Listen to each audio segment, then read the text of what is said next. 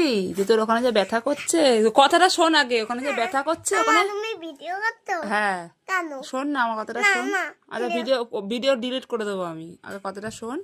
তুমি যে নামা জামা নামাও, তুমি যে অত ক্যাডবেরি খাও, তোমার ভিটামিন তোমার কমে গেছে, বুঝেছো? কোথায়? ওই ওখানে মুখে।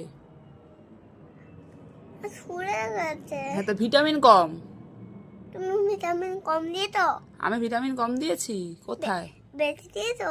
কোথায়? আরে কোথায় সপ্তাহ, কোথায় বেশি দিয়েছো? কোথায় দিয়েছি বেশি ভিটামিন? তোর ভিটামিন কমে গেছে, কেন?